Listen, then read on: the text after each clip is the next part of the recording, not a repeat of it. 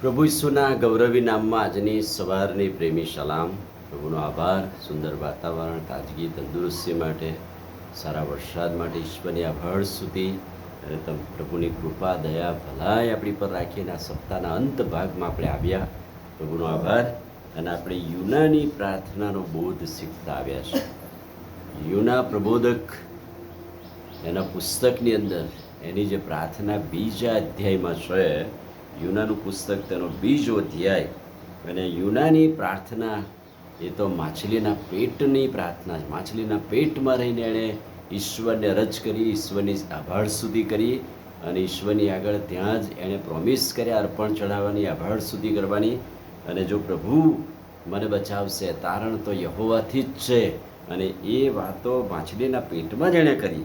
તો એ યુનાની માછલીની પેટમાં કરેલી પ્રાર્થનાનો બોધ આજે સવારે શું છે? પહેલી વાત, ઈશ્વર આપણને દરરોજ કંઈક કરવા માટે આદેશ આપે છે, પણ આપણે તેની એ વ્યવસ્થાને પાળતા નથી, ભૂલી જઈએ છીએ, આમ તેમ જતા રહીએ છીએ.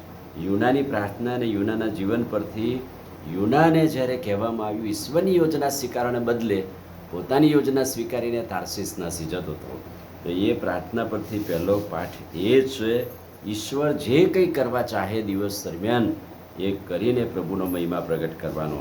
બીજી વાત, આપણે જાણે કે નક્કી જ કર્યું છે કે અમે ઈશ્વરનું સાંભળીશું જ નહીં. ઘણી બધી વાર એવું નિશ્ચિત થઈ જાય છે કે આપણે ઈશ્વરની વાણી સાંભળતા નથી. અને યુનાના જીવનમાં એવું જ થયું. એને કહેવામાં આવ્યું, તોફાન આવ્યું વહાણમાં, આમ તેમ થયું, પણ છતાંય એ તો એક જ વાતને રટણ કરી રહેલો કે હું નિનવે જઈશ નહીં. અને એટલે એના જીવન પરથી, એની પ્રાર્થના પરથી એ વાત પણ શીખવાની મળે છે કે આપણે ઘણી બધી વાર ઈશ્વરના ઈરાદાઓ, ઈચ્છાઓ ભૂલીને આપણા ઈરાદાઓ ફિટ કરીએ છીએ. ત્રીજી વાત, ઈશ્વર જીવનમાં કટોકટીની પળ આવવા દે છે જેમાં આપણે પોકાર કે પ્રાર્થના કરીએ છીએ. એટલે પ્રભુ જાણી જોઈને આપણી પર મુશ્કેલીઓ, તકલીફો લાવતા નથી, પણ આપણે એ પાઠ શીખીએ, બોધ શીખીએ, અને એટલે આપણે એ જીવનની અંદર જાણે કે કંટ્રોલમાં રહીએ. એટલા માટે ઈશ્વર બહુ મોટા તોફાનો, બહુ મોટી તકલીફો ઊભી કરે છે, અને મોટી તકલીફો મધ્યે જીવનના પાઠ પ્રભુ શીખાડે છે, અને ઈશ્વર તરફ આપણે કેવી રીતે પાછા ફરીએ એ વાત બતાવે છે.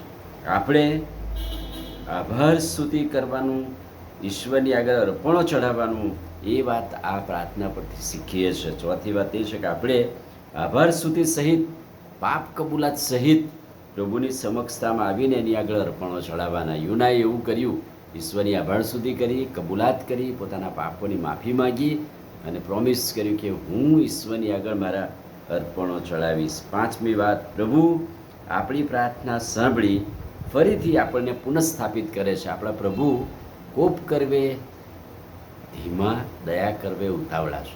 એ કોપ કરે છે, મોટું તોફાન લાવે છે, પણ જ્યારે આપણે અરજ કરીએ છીએ, આજીજી કરીએ છીએ, તો દયાળુ છે, કૃપાળુ પ્રભુ છે, અને તે આપણી પ્રાર્થના સાંભળીને ફરીથી આપણને પુનઃસ્થાપિત કરે છે. યુનાને શું કહ્યું? માછલીના પેટમાંથી એને ઓકી કઢાયો, એ બહાર આવ્યો, અને ફરીથી પ્રભુએ પુનઃસ્થાપિત કરવા શું કહ્યું?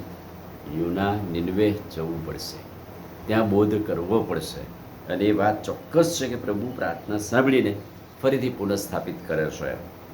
માટે જ છેલ્લી વાત, છઠ્ઠી વાત, માટે જ આપણે પ્રભુના મૂળ ઈશ્વરના આદેશને સમજીએ અને તેની આજ્ઞા પાલનમાં જીવીએ, અને આપણે પણ કહીએ કે તારણ તો યહોવાથી જ છે.